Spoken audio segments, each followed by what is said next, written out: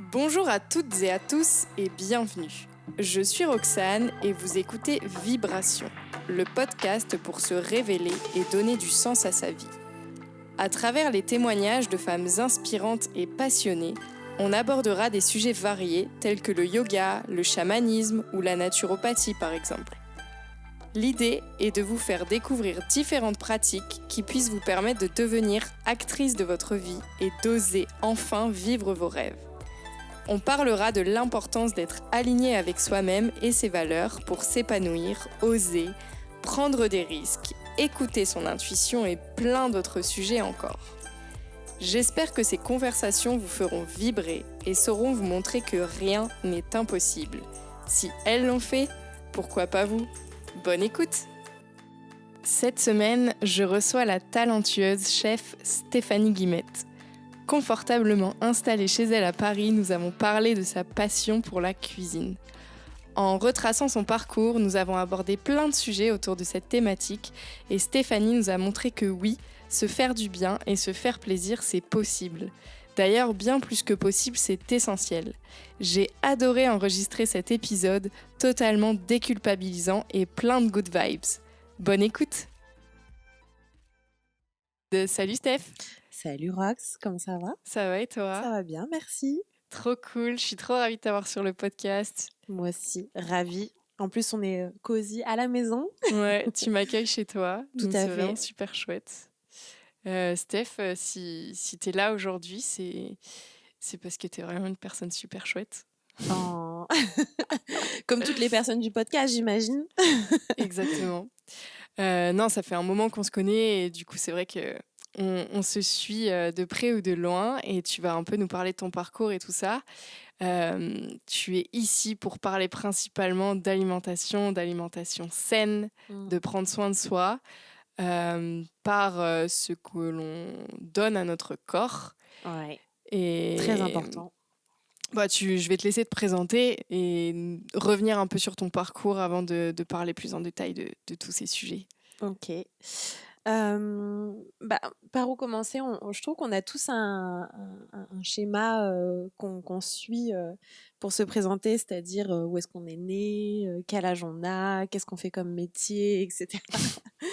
Donc, je pense que c'est important d'ailleurs de le faire parce que tout ce qui nous traverse dans notre vie, tout ce qui nous arrive, euh, bah, font que on est ce qu'on est aujourd'hui.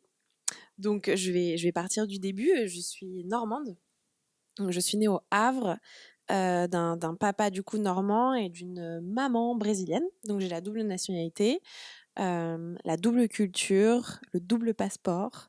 C'est une chance pour moi parce que du coup, depuis toute petite, je suis bercée dans un mélange de cultures. Et en plus, dès mon plus jeune âge, c'est-à-dire euh, dans ma CM2 et ma 6e, je les ai passées à Bruxelles.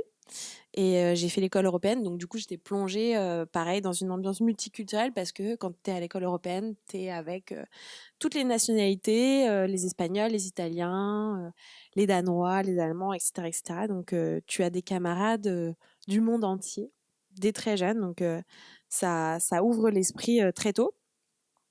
Ensuite, on est rentré au Havre et j'ai fait tout le reste de ma scolarité au Havre, donc mon collège, mon lycée. Et quand j'avais 17 ans, donc j'ai eu mon bac et j'ai passé un concours pour faire une école de commerce, post-bac. Et donc du coup, je suis arrivée à Paris à mes 17 ans et j'ai fait une école de commerce. Donc pendant 5 ans, diplômée de l'école, j'ai réussi à avoir mon diplôme spécialisé en marketing international. Donc j'ai fait double langue, c'est-à-dire qu'on avait des cours en anglais. En fait. Et suite à cela, du coup, on cherche tous le Graal, c'est-à-dire le CDI, que je n'ai pas eu tout de suite. Hein.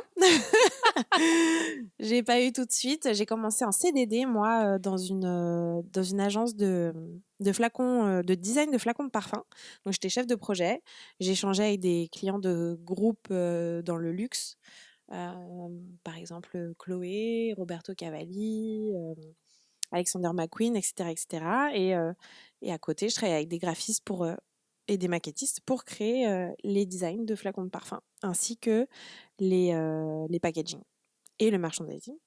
J'ai tenu 1 an ou peut-être 6 mois ou 1 an, mais l'ambiance me plaisait pas. L'ambiance du luxe, elle est assez compliquée et donc du coup, j'ai décidé d'arrêter et je suis restée assez longtemps au chômage. Hem je suis partie, voyager un petit peu, mais surtout au Brésil, 3 mois, et après je suis revenue, j'ai trouvé un CDI, le Graal, et je suis restée 2 ans dans une entreprise dans la téléphonie, en fait, en marketing toujours, et là, ça m'a pas plu du tout tellement que j'en ai pratiquement fait une dépression, en fait. Comme beaucoup de gens, le fameux burn-out est arrivé dans mon assiette. Et c'est là où la passion pour la cuisine que j'avais déjà très jeune s'est accentuée, en fait.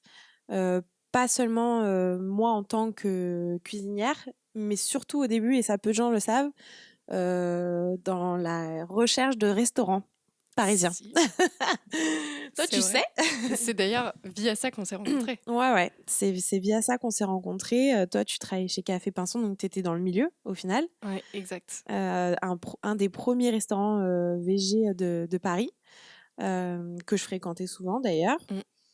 Mais en fait, moi, j'avais besoin d'un exutoire pendant mes pauses au boulot, et j'avais beaucoup de chance. C'est-à-dire que j'étais pas aux portes de Paris, comme beaucoup de gros bureaux dans les télécoms. J'étais dans Paris, exactement dans le 10e arrondissement, rue de Paradis, ce qu'on appelait à l'époque Veggie-Town, parce que c'était le repère de restaurants végétariens, et c'est à cette époque-là où je suis devenue végétarienne.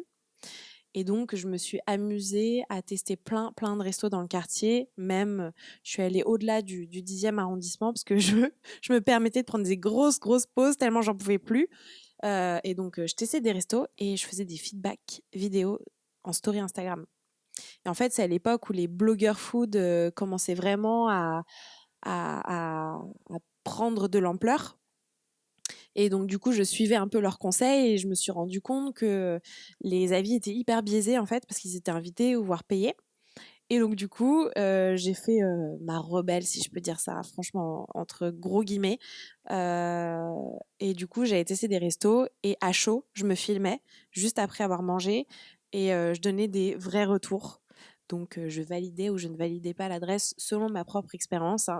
J'avais conscience que chacun pouvait vivre l'expérience différemment selon le staff du jour, les produits du jour, ou dégâts des eaux ou pas. Enfin voilà, il y a plein de facteurs qui font qu'on ne mange pas forcément pareil dans un même restaurant. Et mon compte Instagram a pris de l'ampleur à ce moment-là. Mmh. Et c'est vrai que, enfin, pour le coup, tu cassais vraiment les codes à l'époque de ce qui pouvait se faire en termes de review autour des restaurants, je trouve. Alors oui, parce que c'était hyper honnête, Mmh. et je pense que à l'époque, il y avait surtout des reviews positives, et quand elles étaient négatives, je pense qu'elles n'étaient pas dites. Il y avait du mensonge, mais je pense qu'il y avait aussi la peur et un malaise de dire ce qu'il en était vraiment quand les blogueurs ou autres personnes testaient des restaurants. C'est toujours difficile de donner un avis négatif, même s'il est constructif. En fait, le truc, c'est que dire quelque chose de négatif, les gens le voient comme de la critique, mais au sens négatif du terme. Et ce qui était hyper chouette, moi, je trouvais, dans ces retours que tu faisais, c'est que c'était hyper bienveillant. Et en fait, c'était pas, tu la faisais pas à l'envers par rapport au restaurant. C'est que t'allais voir le chef, t'allais leur parler quand ça n'allait pas, leur dire ce qui t'avait dérangé. Et ensuite, tu disais pourquoi sur les réseaux aussi. Voilà, exactement. En fait, je ne supportais pas le concept de partir du restaurant sans rien dire et de les «assassiner» entre guillemets, effectivement sur Instagram. J'allais donner mes retours, comme tu dis, soit au chef, soit au serveur ou au restaurateur directement, en expliquant effectivement le pourquoi du comment, et de toujours dire un truc positif parce qu'il y a forcément du positif, mais aussi le négatif. Et en fait, je pars du principe que on doit s'améliorer, on peut tous s'améliorer dans n'importe quel métier. Par contre, si on ne connaît pas les raisons pour lesquelles il y a un couac, on peut pas s'améliorer. Donc si on dit toujours que ça va, alors qu'il y a des choses qui ne vont pas, l'amélioration, elle est totalement impossible. Totalement impossible. Et d'ailleurs, je pense qu'il y a même des gens qui pensent qu'ils sont parfaits.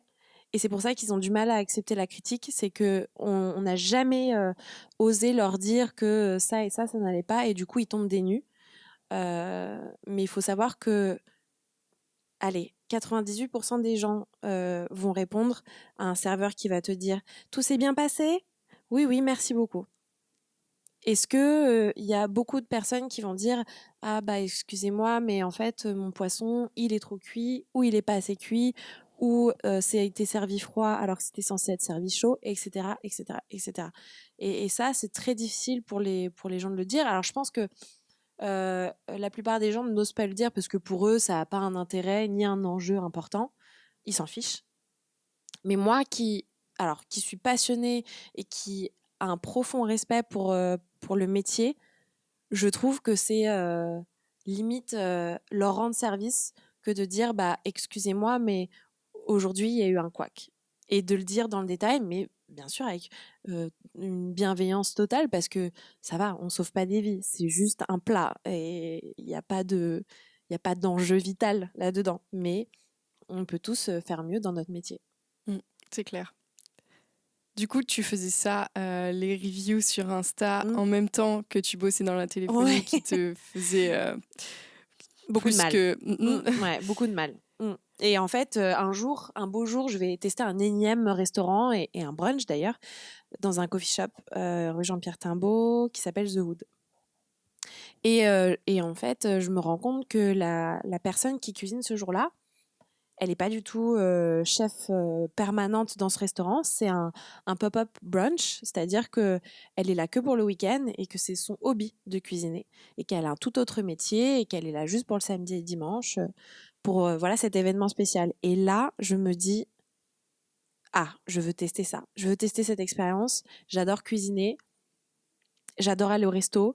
Mais du coup, j'aimerais passer derrière les fourneaux d'un restaurant pour savoir qu'est-ce que c'est de cuisiner, de préparer pour un service de 50 personnes, quels sont les enjeux, voilà, comprendre un peu ce qu'il y a derrière tout ça. Et en fait, je l'avais déjà fait pour la boulangerie parce que je suis une passionnée de pain. Et quand j'étais en école de commerce encore, j'avais envoyé sur Facebook à l'époque à 10 meilleures boulangeries de Paris un message en disant voilà, je suis passionnée de pain et j'aimerais me mettre dans la peau du quotidien d'un boulanger pour savoir ce que c'est, quelle est la façon de travailler, les horaires, les enjeux. Voilà, me mettre dans la peau d'un boulanger parce qu'on achète une baguette et pour nous, ça semble tellement banal, une baguette. Alors qu'en fait, il y a un travail énorme derrière, il y a un sourcing énorme derrière pour les très bonnes boulangeries, bien sûr. Et en plus, c'est une denrée qui est une des denrées qui est la plus gâchée, qui est la plus jetée en France, alors qu'il y a vraiment un travail de dingue derrière ça. Donc, bref, c'était une aparté, mais du coup, j'avais été accueillie par la boulangerie Beau qui m'avait dit Ok, tu peux venir, viens à 3h du matin, tel jour. Et j'étais là, bon, ok. Allez, maintenant que tu as envoyé le message, c'est trop tard, tu vas jusqu'au bout. Et donc, du coup, j'ai passé une journée entière là-bas. C'était assez incroyable. Et ça a été dans les débuts de ma curiosité de la restauration, de la boulangerie et de comprendre le métier, en fait. Et donc, du coup, pour revenir à The Hood et ce fameux brunch, j'ai un espèce de déclic et donc du coup je tanne la propriétaire du coffee shop pour lui dire bonjour, voilà, je suis passionnée de cuisine, je veux vivre cette expérience, j'aimerais vraiment que vous me donniez ma chance pour tenter le pop-up brunch, donc un brunch éphémère. Et elle est hyper sceptique. Elle est hyper sceptique, elle me voit, enfin, oui, elle me perçoit comme une blogueuse ce que je peux dire que j'étais à l'époque, en plus de mon boulot dans la téléphonie. Et franchement, elle est pas du tout partante. Et j'ai pas lâché. J'ai vraiment pas lâché. J'ai dit, franchement, laisse-moi ma chance. Je sens que ça peut être une super expérience pour toi et pour moi. Et voilà, si tu veux, je t'écris le menu auquel j'ai pensé. On peut faire un tasting à mes frais, il n'y a pas de souci, j'amène tout et tu me dis. Elle accepte, donc on fait quand même un tasting. On goûte, elle trouve ça bon et elle me dit allez banco, on le fait. Par contre, c'est pas pareil de faire un tasting pour 3 personnes et de faire un service pour 50 personnes pendant 2 jours. Que tu n'avais jamais fait.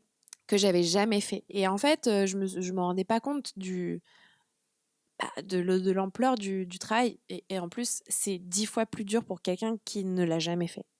Parce qu'il faut penser aux commandes, aux quantités. J'en ai aucune idée à l'époque de ce que c'est de commander de la nourriture pour 50 personnes. Il faut de la main-d'œuvre. Je connaissais personne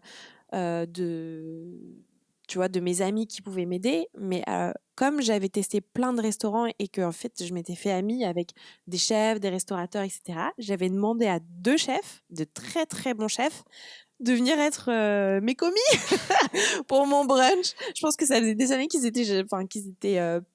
n'avaient pas été commis, pardon. Et du coup, ça leur a fait tout drôle. Mais j'ai fait ce brunch. Tu les connaissais de où, ces chefs? Alors, chacun avait été chef de restaurant. Ok. Et donc, du coup, j'avais testé leur resto et j'avais adoré. Et du coup, j'étais allée les voir pour leur dire que c'était bon, que j'avais passé un super moment. Et avec certains chefs, du coup, j'avais bien matché. On avait gardé bon contact, quoi. Ouais, c'était pas genre des amis méga proches. Pas du tout. Là, tu t'es dit, vas-y, je tente. Je tente, ouais, je tente. Est-ce qu'ils veulent m'aider ou pas Et ils ont bien voulu m'aider. Mais c'est ça qui est incroyable aussi dans ce milieu, c'est la générosité des personnes que tu rencontres. Hein, parce que c'est un métier de passion. Et pour certains, en tout cas, j'espère pour la majorité. Et du coup, ça se ressent aussi dans leurs relations. Ils sont toujours prêts à t'aider, à te donner un coup de main. Enfin, on le voit dans beaucoup de collabs dans la restauration. Et je trouve ça hyper chouette. Et eux, ils avaient accepté de m'aider, du coup. Donc, je fais ce brunch. Il y a un monde fou. Il y a même la queue dehors. Donc, je suis choquée. Je suis fatiguée parce que, en fait, comme j'avais zéro expérience, zéro technique, j'étais très lente. Donc, j'avais fini à 2h du matin la veille, mes préparations. Et en plus, je recommençais le lendemain parce que c'était sur 2 jours. Je faisais le brunch le samedi et le dimanche. Le dimanche soir arrive, je suis hyper fière, hyper contente, très reconnaissante. Et là, j'ai un énorme déclic qui va changer ma vie, en fait. Je me rends compte que je veux faire ce métier. Parce que le lendemain, j'avais pas du tout envie de retourner à mon travail. J'avais en fait envie de retourner en cuisine. Et là, je me suis dit, ok, là, tu sais ce que tu veux faire vraiment, vraiment de ta vie, quoi. Et en fait, c'est beau à dire, mais c'est plus difficile à faire. Pendant 1 an, j'ai continué à essayer de faire des collabs comme ça, donc des brunchs éphémères, des dîners un petit peu à droite à gauche. J'ai fait beaucoup de choses gratuitement pour me faire la main, en fait. Moi, ce que je voulais faire, c'était cuisiner. Je m'en foutais de gagner ma vie avec ça parce que j'avais mon travail, donc j'avais pas besoin du côté financier. En fait, j'avais besoin de nourrir un nouveau truc dans ma vie. Et la passion pour la cuisine, elle me nourrissait à fond. Ouais, c'est ça, t'étais tellement passionnée qu'en fait, c'était ça ou rien. Ouais, et ça me donnait une énergie de dingue. Et donc, du coup, à part voilà, faire des petites prestations à droite à gauche, tous les soirs, je rentrais chez moi. Et si je faisais pas de presta le week-end, je cuisinais tout le temps. Je testais des trucs, je recommençais, je ratais, je recommençais, je retestais différemment. Enfin voilà, 1000 trucs pour me dire, bah, je veux faire de la cuisine veggie. Il n'y a pas de formation existante en France à l'époque, du moins, même encore aujourd'hui. C'est difficile à trouver et pas à un prix exorbitant. Bah, je vais me débrouiller toute seule. Je vais me débrouiller toute seule et comme je cuisinais déjà avant pour mon plaisir, j'avais voilà quelques bases, quelques aisances. J'avais surtout pas peur de rater, pas peur de tester. Et voilà, j'y suis allée franco. J'ai testé plein de trucs chez moi et je recommençais jusqu'à ce que je commence à être satisfaite et un peu plus confiante. Mais du coup, j'ai fait ça pendant 1 an avant de quitter mon boulot. Et en fait, j'avais besoin d'être rassurée, j'avais besoin de me sentir capable, j'avais besoin de vraiment d'être sûre de moi. Parce que je me suis dit, si je me rate, je vais très mal le vivre. Et à l'époque, je pensais que ça allait être la fin du monde, quoi.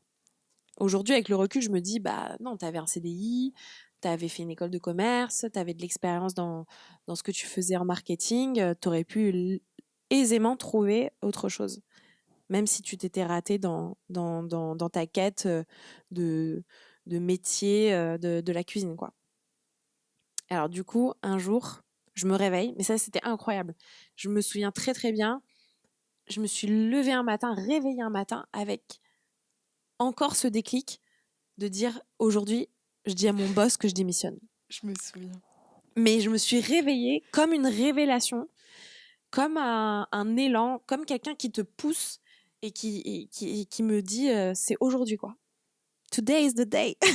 Incroyable. Et du coup, je suis arrivée au boulot et je demande dès mon arrivée à 9h à mon boss écoute, est-ce qu'on peut faire un point? Voilà, j'aimerais qu'on fasse une réunion. Et il me dit, OK, à 17h. Oh, mon Dieu, mais c'était horrible d'attendre jusqu'à 17h parce que j'avais qu'une envie, c'était de lui vomir le truc à la gueule, lui dire, je m'en vais, je me casse. Ça y est, c'est décidé, je veux faire autre chose, quoi. Bon, du coup, j'ai attendu 17h, hein, bien sûr, et j'ai annoncé la chose. Ça a été plutôt bien pris et j'ai eu 2 mois de préavis pendant lequel j'ai fait mon site internet. Et j'ai fait mes cartes de visite. Et ça, une fois de plus, ce sont 2 éléments qui te rassurent en fait.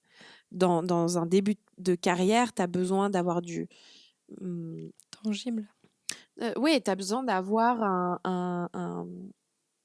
quelque chose à montrer, enfin du concret. Donc un site internet, La crédibilité aussi. c'est quelque chose sur lequel les gens ont besoin d'avoir des infos. Donc Mm. un site internet, bah, c'est ta vitrine.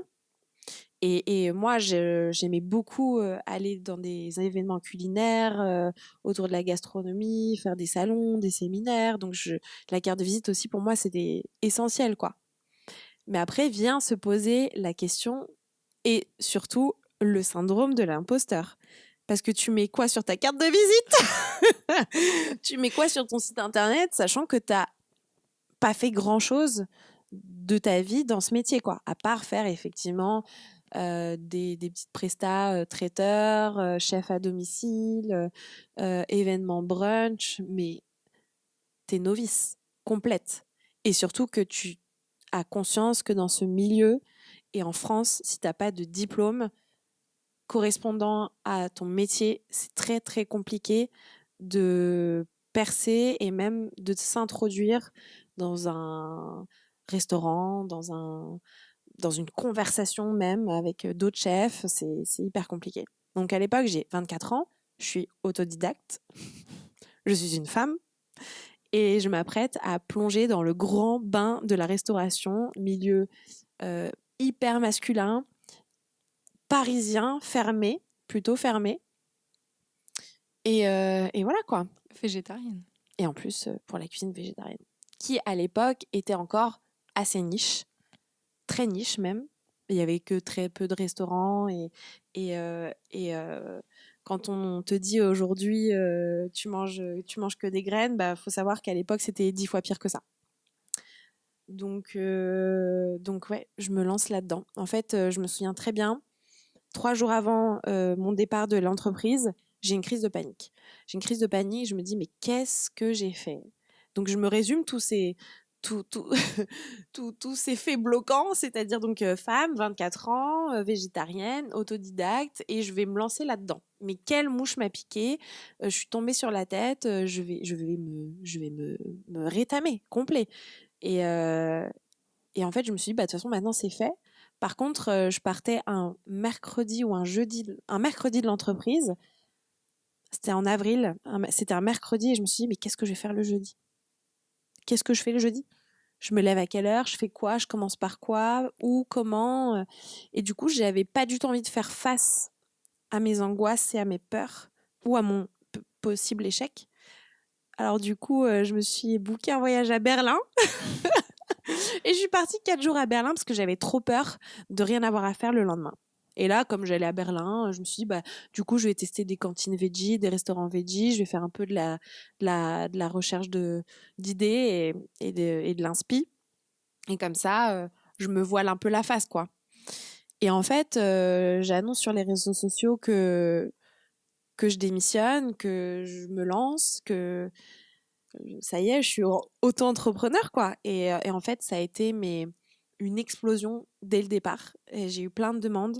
j'ai eu des mails à gogo et des demandes Insta, etc., etc. En fait, l'aventure a commencé comme ça.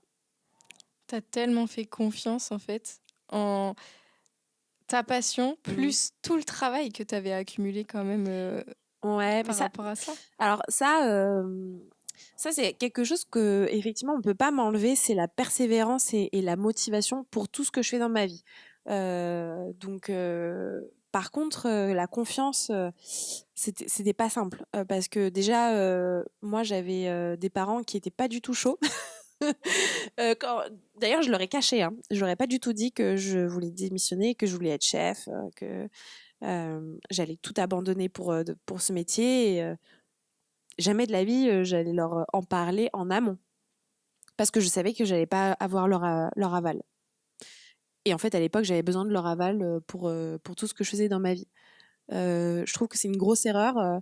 À partir du moment où on devient vraiment adulte et qu'on entreprend des études, on doit plus chercher l'aval de ses parents dans la quête de notre bonheur et de ce qu'on a envie de faire de notre vie. En fait, chacun vit sa vie comme il l'entend et nos parents sont effectivement là pour nous donner des conseils bienveillants, mais surtout nous donner de la force dans nos envies et dans la poursuite de nos rêves, et pas le contraire. Mais du coup, ce qui m'a mis en difficulté, c'était ça en fait. C'était que ils m'ont rappelé cette fameuse liste des 4 piliers de la honte, on va dire, c'est-à-dire 24 ans, autodidacte, végétarienne et femme. Et là, ils m'ont dit non mais c'est pas possible. Donc j'ai fait cette fameuse annonce à Noël Coming en leur out. disant ouais, limite un coming out quoi. Bah voilà, j'ai démissionné, je travaille plus du tout dans la boîte où j'étais et je veux être chef et en fait, je leur dis en pleurant de joie, j'ai jamais été aussi heureuse de ma vie quoi. Et ils ont pleuré aussi, sauf que je pensais que c'était de joie. Mais finalement, c'était un pleur mi-joie, mi-angoisse à fond. Ouais, donc hyper difficile quand même. Ouais, pour moi, ça a été difficile. Ça a été difficile parce que, comme je te l'ai expliqué, quand tu as trouvé ta voix intérieure, ton intuition, ou tout dans ta vie, tout dans ton corps est dirigé vers une même direction et que tu sais que c'est la bonne décision, c'est très, très difficile mentalement d'avoir des voix autour de toi en te disant mais tu vas jamais y arriver en fait.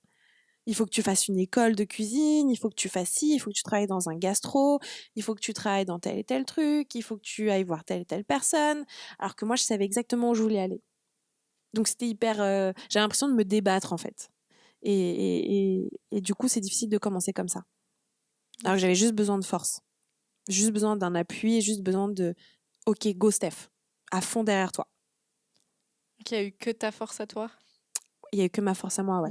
Quelques amis, mais voilà, je vis pas avec mes amis, clairement. Et mes amis, ils ont leur vie, ils ont leurs problèmes, ils ont leurs angoisses, ils ont aussi leurs rêves. Et c'est pas à eux de me materner, c'est pas à eux de m'encourager toute la journée, tous les jours. Je pense qu'on doit tous trouver notre force intérieure dans notre quête de notre bonheur, de nos plaisirs quotidiens ou de notre force mentale en fait. C'est à nous de travailler dessus, clairement. Mais c'est ce que j'ai fait du coup. Mais ça, je l'avais déjà travaillé avant parce que je suis sportive depuis, j'ai envie de dire, depuis ma naissance, je fais du sport et je trouve que le sport, il te donne ce mental un peu d'acier quand tu as un peu l'esprit de compétition, quoi. Et du coup, ouais, c'est grâce à mon mental que j'en suis là aujourd'hui, clairement. Donc du coup, à partir de du moment où tu t'es lancée, tu as reçu plein de demandes. Qu'est-ce qui s'est passé? Tu les as acceptées parce que là où t'en es, tu nous as pas dit exactement ce que tu fais aujourd'hui, tu vois, genre on sait que c'est dans l'alimentation, mais ça s'est affiné au fur et à mesure. Alors ouais, j'ai accepté absolument tout. En fait, je pense que tu es tellement contente d'avoir des demandes que t'as pas envie de refuser. Donc, on me demandait d'être traiteur pour un événement, on me demandait des cours de cuisine à domicile. J'ai commencé à cuisiner pour une retraite de yoga, puis deux, puis... En fait, j'ai dit oui à tout en sachant parfois que j'étais pas du tout capable matériellement parlant. Donc, traiteur pour un événement, il faut avoir du matos, des trucs pour porter, une voiture ou un camion, enfin, voilà, tout ça. Et en fait, à chaque demande, je me démerdais pour tout avoir et pour tout faire et demander de l'aide. Je n'avais pas peur de demander de l'aide à droite, à gauche, à des chefs, à des amis, etc. Mais à chaque fois, je m'en sortais, quoi. Et à chaque fois, je me suis dit, mais comment t'as fait, Steph? Enfin, parce que au début, c'était un petit peu de briques et de broc, quoi. Enfin, je m'en sortais comme je pouvais, quoi. Mais je voulais pas du tout rater une occasion ni une demande parce que voilà, encore une fois, syndrome de l'imposteur, tu sais pas jusqu'à quand ça va durer, mmh, et la chance de vivre de mon métier, il faut que je la saisisse jusqu'à ce que ça s'essouffle, quoi. Donc je disais oui à tout et j'avoue que physiquement, ça m'a mis une grosse claque parce que, bah, c'était dur, quoi. J'ai perdu énormément de poids au début, surtout que j'ai accepté aussi une mission, ça peut être peut-être mon premier consulting, semi-consulting parce que, il y a un restaurant à Paris qui m'a demandé d'intégrer, leur brigade pour, développer la partie veggie du resto, et en même temps du coup de montrer, à mes collègues, dans la cuisine, un peu ce que je pouvais leur apporter et ce qu'on pouvait faire ensemble. Et là, je découvre du coup le monde, de la brigade. Mais j'ai trouvé ça assez lunaire en fait. Parce qu'en tant que femme, il y avait que des hommes, faut le savoir, du coup dans l'équipe. En tant que femme et hyper jeune, c'est très compliqué. Et en plus, à l'époque, on ne parlait pas encore de toutes ces phrases qu'aujourd'hui, plus personne qu'on accepte normalement de dire à quelqu'un en cuisine. Enfin, on m'appelait la princesse, on me disait non, fais pas ci parce que c'est un peu lourd, ou fais pas comme ça parce que tu vas te blesser, tu vas te brûler, etc. Enfin, vraiment, on me prenait pour une incapable parce que j'étais peut-être physiquement moins forte qu'un homme. Donc c'était vraiment une ambiance bizarre. Et j'ai aussi découvert les travers dans une brigade, c'est-à-dire bah, on parle mal aux gens, euh, les heures sup sont pas payées. Je parle pas pour moi, parce que moi j'étais vraiment là en tant que consultante, j'en avais négocié un forfait, etc. Mais je parle de ce que moi j'ai observé, donc mes collègues. Leurs heures sup pas forcément payées, on leur parle mal, il y a des gens issus de l'immigration qui sont traités comme des moins que rien et franchement j'étais hyper choquée, et d'ailleurs j'étais assez surprise d'être la seule à les défendre en fait parce que le chef se permet de dire des choses horribles à quelqu'un qui est clairement dans un métier ingrat qui est plongeur en fait. C'est vraiment un métier qui est difficile et finalement assez essentiel dans une brigade parce que si ton plongeur n'est pas efficace, le service est très compliqué. Donc c'est quand même quelqu'un qui doit être hyper respecté en cuisine, je trouve. Parce que s'il est bon, le service se passe plutôt bien en fait. On a tendance à oublier que ça a un rôle hyper important dans une brigade et dans une cuisine. Et du coup, je me surprenais à être la seule oui, les défendre entre guillemets, mais à dire attention, vous allez trop loin dans vos paroles, dans vos attitudes. On est tous égaux sur cette planète. Il n'y a pas un qui est plus fort que l'autre et on mérite tous le respect. Qu'on soit homme, femme, n'importe quel genre, ce que tu veux, ta couleur de cheveux, etc. Mais on a tous le mérite et le respect qu'on doit avoir dans une cuisine. Ah, c'est clair. Et je suis partie assez rapidement parce que ça changeait pas en fait. Et j'avais pas envie de prendre le rôle de guerrière à vouloir changer les choses. C'est pas mon rôle du tout. Et en plus, je venais de commencer et j'avais pas envie de me dégoûter de la cuisine. Donc la partie brigade, je l'ai vite, passée. Du coup, en fait, au début, tu as un peu tout testé. J'ai un peu tout testé. De l'événementiel, des cours de cuisine, la brigade. Et en fait, c'est avec l'expérience que du coup, tu as affiné. Mais c'est bien de toucher à tout parce que tu sais ce que tu veux pas surtout. Tu sais pas trop ce que tu veux, mais tu sais ce que tu veux pas. C'est sûr. Donc la brigade, je voulais pas, c'était sûr. Bien que j'ai appris beaucoup de choses, hein, j'essaye de prendre toujours le positif de chaque expérience. mais je vais pas me forcer si ça me plaît pas. Et donc du coup, j'ai commencé à affiner pas mal de choses et j'ai gardé les cours de cuisine. J'adore transmettre. Le consulting, je trouve que c'est une partie importante de mon métier parce que tu transmets à une plus grosse échelle. Tu remarques que, en fait, je pense que la province, ça doit être 10 fois pire, mais à Paris, c'est compliqué de demander à un chef une assiette végétarienne ou une assiette végane. Bon, végétarienne, je pense qu'il peut s'en sortir, mais végane, ça, c'est un vrai challenge pour énormément de chefs. D'autant que quand tu sais que, par exemple, les formations de CAP cuisine, ben, Non, soit tu cuisines un plat à base de poisson, soit à base de viande. oui, c'est d'ailleurs pour ça que j'ai pas passé de CAP. Hein. CAP cuisine, j'allais perdre mon temps, clairement. Mais oui, quand tu... Déjà, ça les fait chier. Ça les fait chier de te faire une assiette végane et ils te le font bien comprendre. Et ils savent pourquoi ça les fait chier. En fait, parce ils font face à une lacune qui est je ne sais pas faire. C'est même pas que ça les fait chier, c'est que ça les fait chier de ne pas savoir faire. Et ils vont pas chercher à creuser cette partie-là, en fait.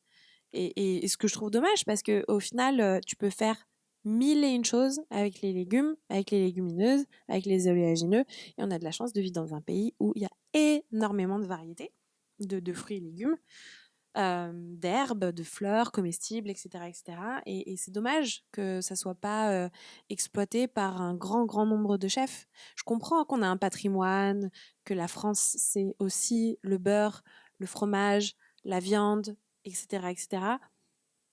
Mais il faut se réveiller à un moment donné et il faut comprendre que le monde change, que le monde est hétérogène et que si tu aimes les gens, il faut tous les aimer. Les végétariens, les véganes, les sans gluten, les sans lactose, les omnivores. Pourquoi ? Parce que faire de la cuisine, c'est faire plaisir à quelqu'un, c'est de donner un petit moment de bonheur à quelqu'un. Alors pourquoi tu choisirais tel et tel profil de personne ?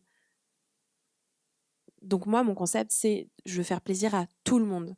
À ma hauteur, bien sûr, mais en plus pour quelqu'un qui peut cuisiner de façon omnivore, c'est-à-dire tous les ingrédients comestibles, pourquoi tu veux pas faire plaisir à tout le monde ? Pourquoi tu veux pas faire plaisir à quelqu'un qui malheureusement a fait une grosse intolérance au lactose, mais elle l'a pas choisi, tu vois ?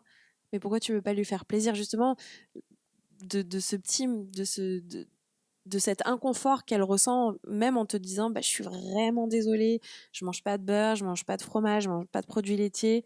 Et la personne, elle se confond en excuses le plus souvent, alors qu'on devrait leur dire t'inquiète, je m'occupe de toi, moi je suis là pour te faire plaisir. Pour moi, c'est ça la cuisine. Ouais, et puis pas faire culpabiliser, et au-delà des Exactement. intolérances, même de tes choix, qu'ils soient politiques, écologiques ou tout ce que tu veux, en Ouais, fait. personnel. Chacun a ses choix. Exactement, chacun ses choix.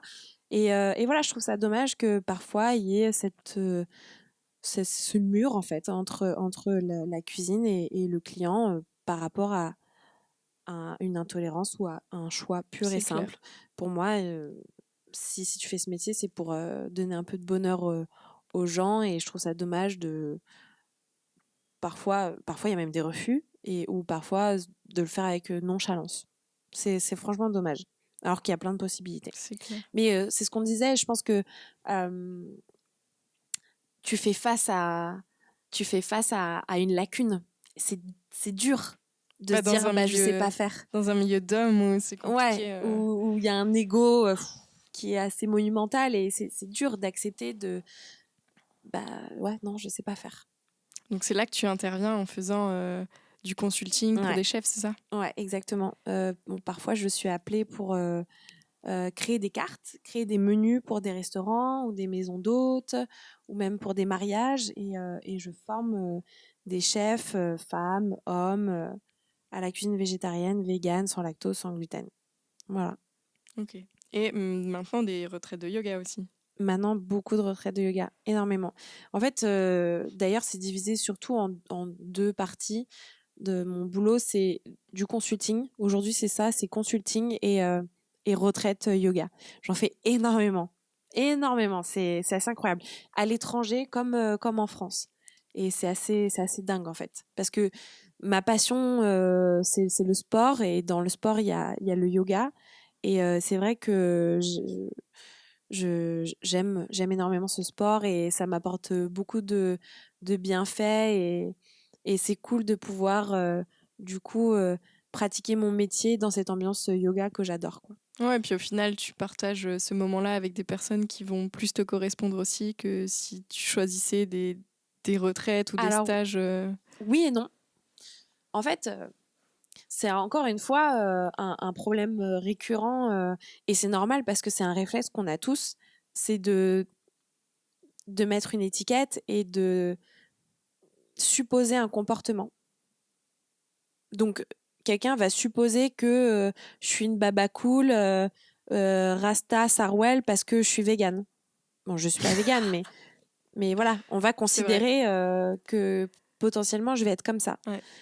Ou je vais dire bah, je suis prof de yoga, les gens ils vont penser que je suis hyper calme, hyper zen, Et que t'es que je, végétarienne. que je médite tous les matins, etc.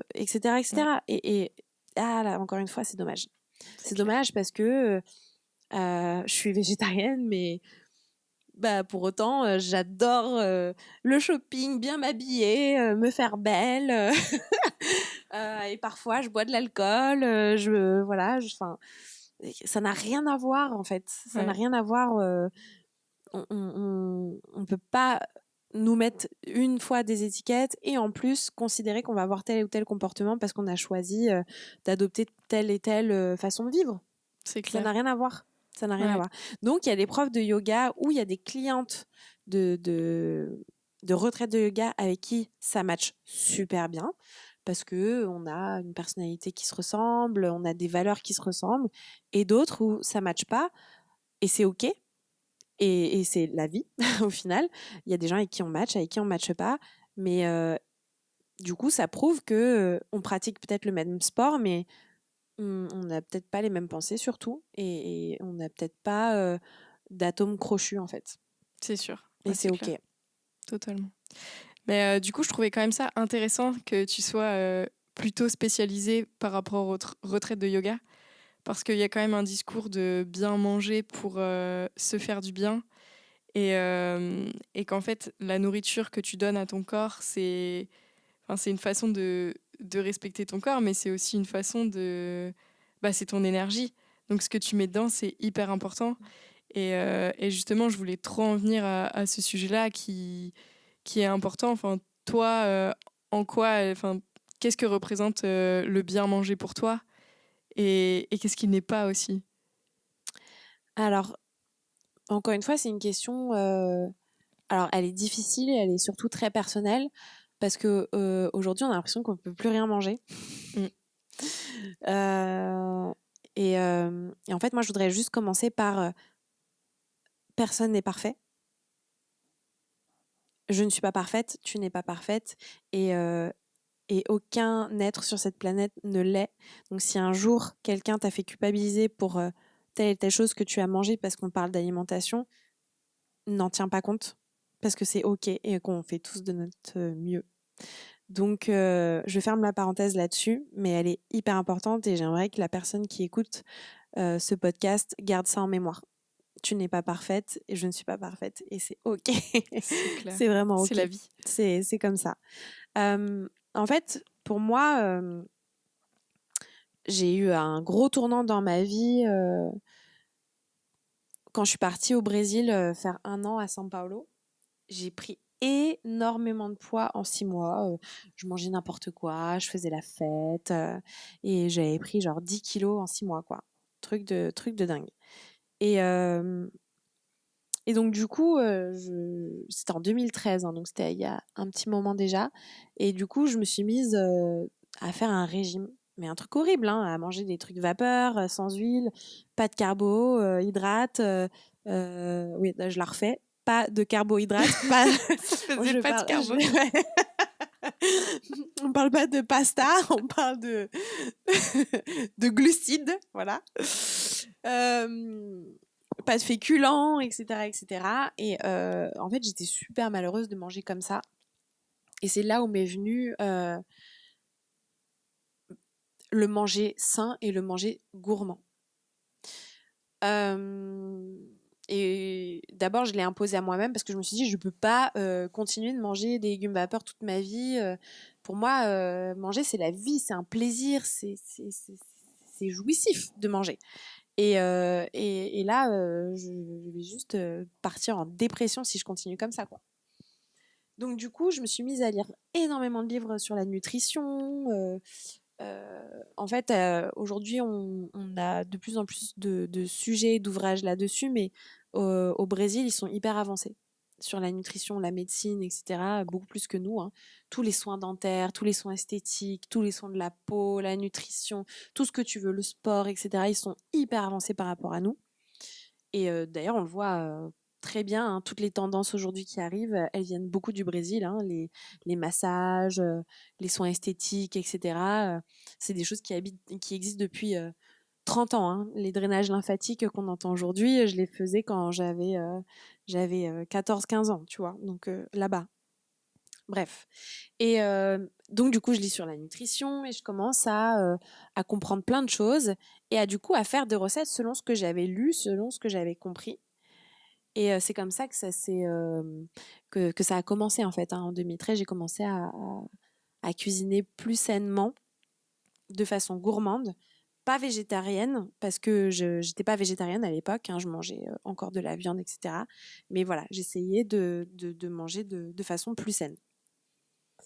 Et en fait, j'ai transposé ça sur la cuisine végétarienne. Et en fait, quand j'ai commencé du coup à me proclamer chef spécialisé dans la cuisine veggie, j'avais un énorme stop devant moi parce que les gens me disaient non mais la cuisine veggie, c'est ennuyeux, ça n'a pas de goût, c'est triste au possible. Et là, je me suis dit mon Dieu, comment je vais faire pour leur faire changer d'avis? Parce que, tu sais, un enfant, quand il voit une assiette et qu'il veut pas goûter alors que c'est hyper bon, mais il y a rien à faire. S'il veut pas goûter, c'est mort. Et là, je me suis dit, Steph, il va falloir que tu travailles sur le visuel de tes plats. Parce que une fois que ça donne envie à la personne de goûter, tu as gagné 50% de la bataille. Si ça donne envie à quelqu'un, là, c'est bon, t'as introduit le game, en fait. Et je savais que c'était bon. Je savais que c'était pas dégueulasse ce que je faisais et que potentiellement, si la personne elle allait goûter l'assiette, elle allait aimer. Donc, finalement, j'ai surtout mis un point d'honneur à travailler mon visuel et l'esthétisme de mes plats. Qui est très significatif de tes plats. Enfin, moi, quand j'imagine tes plats, enfin, c'est un véritable arc-en-ciel, en fait. Il y a Ouais, les beaucoup de couleurs, c'est important. Ouais. C'est des assiettes bonnes vibes. Ouais, ça donne du baume au cœur, c'est coloré. C'est essentiel pour moi, parce que c'est ma façon de voir la chose, hein. Mais voilà, les assiettes colorées, c'est vraiment ce qui me fait kiffer, quoi. Bref, et donc du coup, ça c'est pour la partie veggie. Et pour moi, le bien manger, c'est manger coloré, c'est manger avec plein de textures différentes, du crémeux, du croquant, du rôti, du juteux, du frais. Voilà, c'est un jeu dans l'assiette. Et ensuite, si on veut parler d'un point de vue nutritionnel, le bien manger, pour moi, c'est de manger des choses comestibles à la base. Tu vois, par exemple, manger tout ce qui est ultra transformé avec des trucs chimiques au possible, ça, je mets un point d'honneur dans ma vie de plus en manger. J'en mangeais. On a tous été jeunes et ados surtout. Moi, je mangeais des chocs à pic tous les matins. Je mangeais des barlions. Enfin, tout ce qu'on peut imaginer, hein, de la purée mousseline, le truc en poudre, quoi. Non, mais quand je regarde en arrière, je me dis, mais qu'est-ce que j'ai pu manger comme connerie, quoi. Mais et en plus, à l'époque, nos parents, ils n'avaient pas du tout conscience de ça. Enfin, personne regardait les étiquettes, personne, tout le monde, en fait, mettait en lumière le côté pratique. Et quand Picard est arrivé sur le marché, c'était révolutionnaire de te dire, ah, putain, t'as ta petite lasagne là, prête en 30 minutes. Moi, mes parents, ils travaillaient tous les deux, ils avaient pas envie de cuisiner. Ils aiment pas spécialement ça. Donc du coup, c'était le truc pratique. Puis nous, on aimait bien. Enfin, faut pas se mentir. On adorait les nuggets Picard ou d'aller au McDo de temps en temps. Au McDo, ils étaient pas très chauds, mais voilà. Et aujourd'hui, avec toutes les infos qu'on a, les connaissances qu'on peut avoir via les réseaux sociaux, Internet, etc., tout ce qu'on sait et tous les scandales. Il y a eu plein de scandales dans les entreprises agroalimentaires et là très récemment Buitoni où il y a eu plein d'enfants qui sont enfin des jeunes enfants, des ados qui sont morts parce qu'ils ont mangé une pizza Buitoni. On se dit non mais attendez, enfin on peut plus donner des trucs ultra transformés à nos enfants ou nous-mêmes nous nourrir de ça quoi. Après encore une fois ça c'est mon point de vue. Si tu manges McDo, c'est ok, c'est ton corps, tu vois, c'est ton choix avec ta conscience. Tu le sais qu'il y a des trucs de merde dans McDo et si ça te va, si c'est ok pour toi, franchement, go for it, tu vois. Je suis personne pour faire culpabiliser les gens. Et ça, j'ai toujours mis un point d'honneur à ne jamais faire culpabiliser les gens sur leur choix alimentaire. Mais jamais. Parce qu'encore une fois, c'est ce que je dis, je suis pas parfaite. Il y a des choses que je fais que quelqu'un pourrait considérer comme pas bien.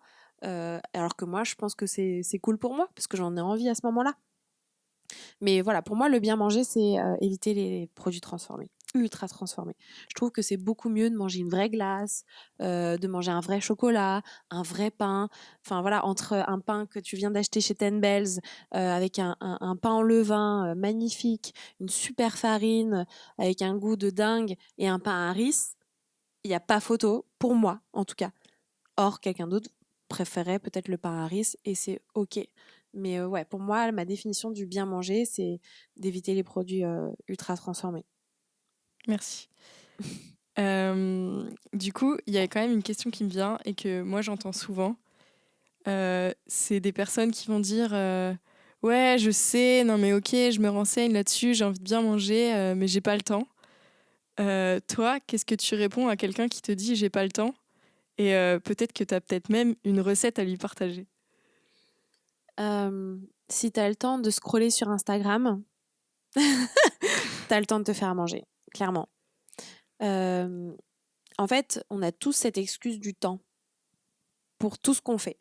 Pas seulement pour se faire à manger, pour aller au sport, pour prendre des nouvelles d'un proche, d'un ami. Il y a des choses qui prennent 3 secondes, donc comme un message pour prendre des nouvelles de quelqu'un qu'on aime. Faire du sport, on peut le faire en 15, 20, 30 minutes. Et se faire à manger, c'est pareil, on peut faire des choses en 10 minutes. Hein. C'est carrément possible. Mais je pense que il y a des gens qui pensent que c'est une prise de tête, qui pensent que c'est un gros challenge ou une corvée. Et en plus, ils aiment pas spécialement ça, la cuisine.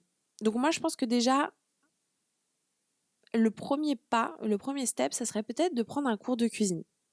Pas forcément avec moi, hein. Je dis pas qu'il faut que tout le monde m'envoie un message pour prendre un cours de cuisine. Ouais, tout le monde n'habite pas à Paris. Tout le monde n'habite pas à Paris, et bien que je me déplace partout en France. C'est hein. vrai, et à l'étranger. Et à l'étranger pour donner des cours. Mais je pense que tout le monde a besoin de se rendre compte que la cuisine, c'est pas un truc inatteignable. C'est pas du tout inatteignable. Bien au contraire. À chaque fois que je donne un cours de cuisine, on dit ah, mais en fait c'est super facile, mais en fait c'est super rapide, mais en fait c'est pas du tout compliqué. Ben non, c'est pas compliqué. En fait, il faut juste faire le premier pas. Donc pour quelqu'un, ça pourrait être de prendre un cours de cuisine, et pour quelqu'un d'autre, ça pourrait être juste aller faire les courses et se cuisiner 2-3 trucs vite fait. Et ça, on commence tous quelque part. Et du coup, moi, le premier conseil, ça serait déjà, achète pas de produits transformés. Achète-toi des vrais ingrédients. Donc, je sais pas, achète-toi de quoi te faire une salade. Donc, tu achètes 4-5 ingrédients différents, une salade verte, un chou rouge, pourquoi pas une poire. Moi, j'adore les fruits dans les salades, une carotte, un concombre, des tomates cerises. Enfin, voilà, je dis n'importe quoi. Et quelques noix et fais-toi une salade. Et je pense que quand tu mets un truc coloré, parce que du coup, j'ai pris 5 ingrédients de couleurs différentes, quand tu mets un truc coloré dans ton assiette et qu'en plus, c'est toi qui l'as fait et que c'est pour te faire du bien, je pense qu'il y a ce petit sentiment de satisfaction de se dire, j'ai fait un truc déjà pour moi, j'ai pris le temps de le faire pour moi, c'est bon pour mon corps et ça me donne envie de le refaire en fait. Et faire une salade, ça prend 10 minutes. Il suffit de couper les ingrédients, c'est à la portée de tout le monde et c'est dispo dans n'importe quel magasin bio ou supermarché de proximité. Donc, si on veut un truc un petit peu plus élaboré, moi, ma cuisine préf du petit-déj, c'est le porridge. Et clairement, ça prend juste 5 minutes. C'est des flocons d'avoine avec du lait végétal que tu fais bouillir dans la casserole. Une fois que c'est cuit, donc il faut attendre peut-être 5 minutes. Tu peux mettre, si tu veux, à l'intérieur du sucre, de la cannelle, de la vanille. Moi, je mets même un œuf dedans pour que ça soit encore plus crémeux. Tu verses ça dans ton bol, une banane, du beurre de cacahuète, un petit carré de chocolat noir qui fond à l'intérieur. Mais c'est juste la folie, quoi. Et en plus, les flocons d'avoine, c'est hyper bon pour la santé. Ça augmente la satiété. C'est bon pour réduire le cholestérol. Tu tiens jusqu'à midi, 13h facile. Et puis, c'est plein de protéines. Donc, ça fait partie de mon favorite breakfast. J'adore. Voilà. C'est trop bien. On a une recette salée, une recette sucrée. Ouais. Bon, après, une salade, c'est Ouais. pas, C'est moins pas une un truc recette, c'est vrai. c'est pas un truc de dingue. Mais oui, il y a plein de recettes salées aussi qui sont très cool. Mais moi, par exemple, tu vois, j'aime tous les houmous de toutes les couleurs. Tu vois, les houmous de betterave. Aujourd'hui, j'ai fait un houmous au sésame noir, houmous de wasabi, c'est hyper cool. Enfin voilà, j'adore la cuisine léventine et il y a plein de recettes qui sont méga cool. Et puis sinon, vous savez quoi? J'ai une bonne nouvelle. J'ai 2 livres de cuisine. J'allais en venir. Du coup, ouais, c'est vrai que tu as écrit 2 livres qui sont... Bah, je les ai tous les deux. Ils sont vraiment top. Et il y a plein de recettes Merci. où justement, c'est des recettes faciles. C'est des recettes qui donnent trop envie.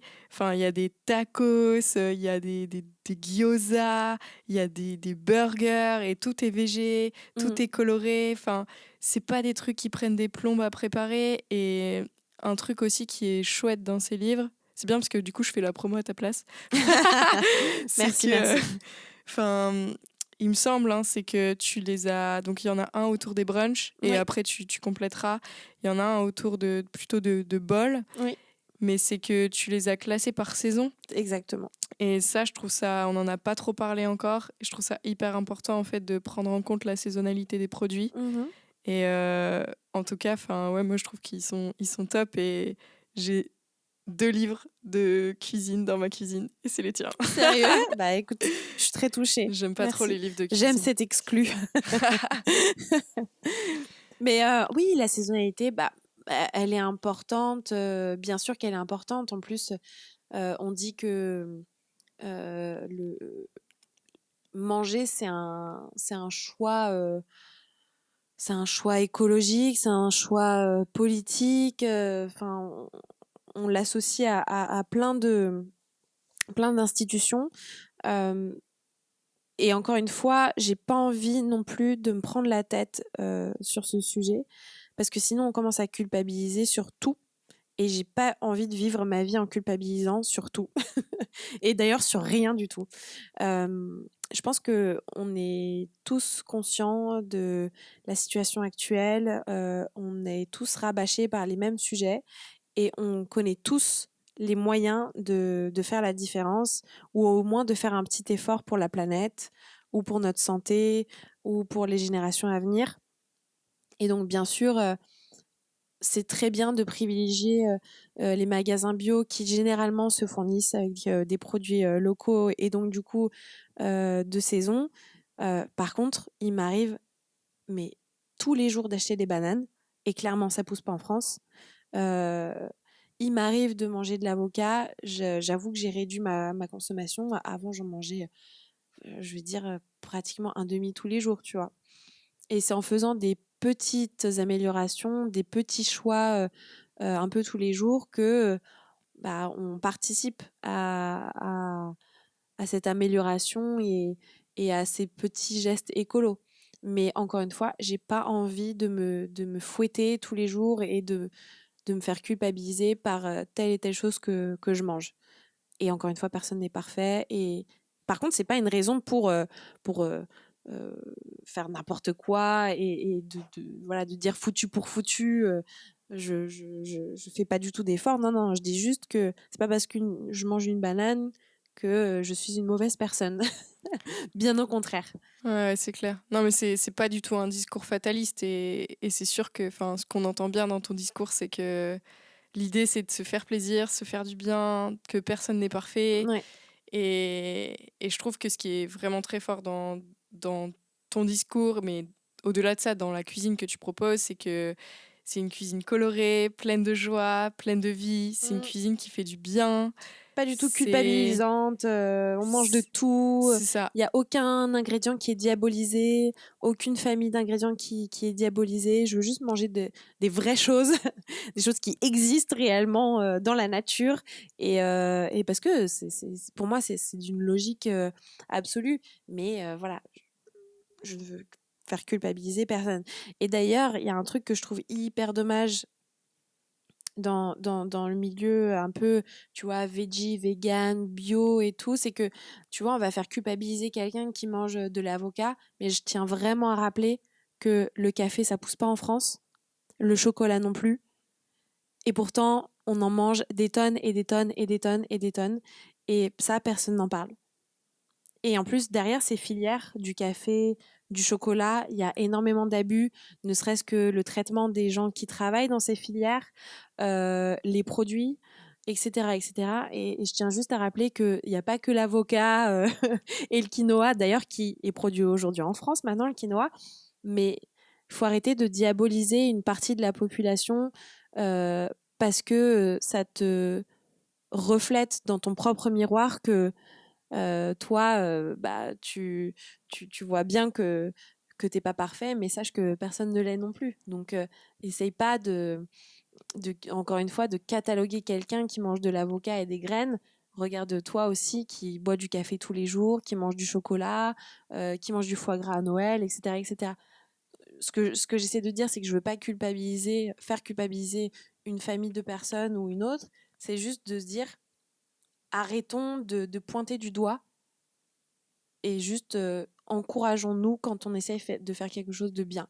Moi, je préfère dire à quelqu'un ah bah c'est top, tu veux essayer de manger le plus souvent végétarien, tu essaies au moins de faire un repas une fois par semaine, mais c'est génial. Une fois par semaine, c'est beaucoup mieux que tous les jours et tous les repas de manger de la viande. Et au lieu de lui dire putain, tu manges de la viande 6 fois par semaine, mais putain, mais tu te rends compte de ce que tu fais, tu t'as pas honte. Bah non, au contraire, la chose positive qui est introduite, j'ai envie de la pousser et j'ai surtout envie d'inspirer les gens. Donc jamais en story tu vas me voir ou tu vas m'entendre dire ouais il faut manger végétarien pour la planète, les autres qui le font pas c'est des cons.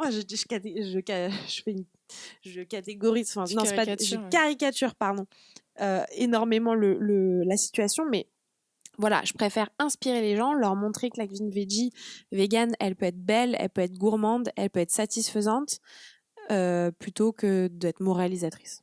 Ouais, totalement. Et je pense que c'est ce qui nous relie bien aussi toutes les deux, c'est le côté voir le positif dans chaque situation Ouais. et Tout en vraiment étant consciente, hein, on n'est pas des sans huluberlus, être hein, naïf, sans on être ne vit pas dans le monde des bisounours, totalement. mais ça fait du bien à tout le monde, un peu de positif, et si ça peut inspirer les autres dans le bon sens, c'est génial, quoi. C'est clair. Ouais, c'est clair.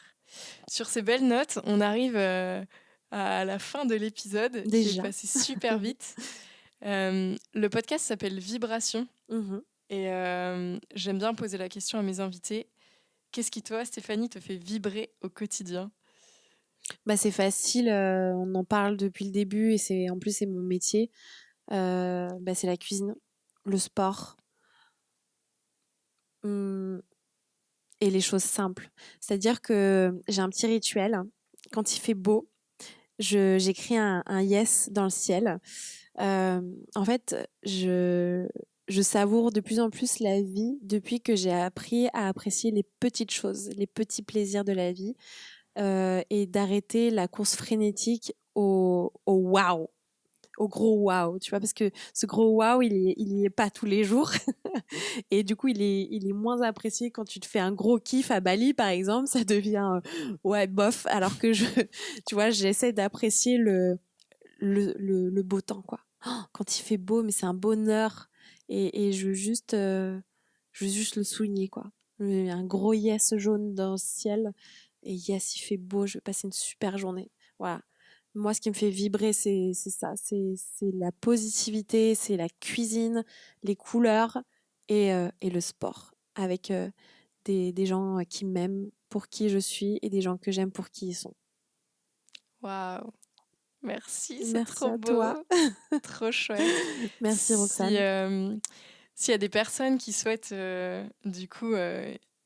voir un peu ces belles assiettes colorées, déjà déguster tout ça par le visuel, peut-être même te contacter pour un cours de cuisine ou alors pour participer à une retraite de yoga et profiter de ta délicieuse cuisine pour plusieurs jours. Où est-ce que tu les renvoies? Ils peuvent te retrouver où? Alors, sur plusieurs canaux, c'est-à-dire Instagram, mail. Ok. Mon mail est sur mon compte Instagram Donc Stéphanie directement. Guimette. Stéphanie.guillemette76, vive la Seine-Maritime, @gmail.com. J'ai mon site internet, stéphanieguillemette.com. Voilà. Je mettrai tous les liens dans la description du Et podcast. sinon, vous pouvez trouver mes livres à la Fnac, chez Cultura, sur Internet. Voilà, il suffit de taper Stéphanie Guillemette, livre de cuisine et sur Google et on trouve tout de suite toutes les infos. Trop chouette. Merci Merci beaucoup. Steph, ça Avec m'a grand donné plaisir. faim. À table, c'est parti. C'est parti. Ciao. Salut. Merci beaucoup d'avoir écouté cet épisode. J'espère qu'il vous a plu autant qu'il m'a apporté. Si c'est le cas, je vous invite à vous abonner et à laisser une note sur votre plateforme d'écoute préférée. Vous pouvez également m'écrire, me retrouver et découvrir les actualités sur Instagram @vibration le podcast tout attaché et @yogasanajeu. À très vite pour un nouvel épisode.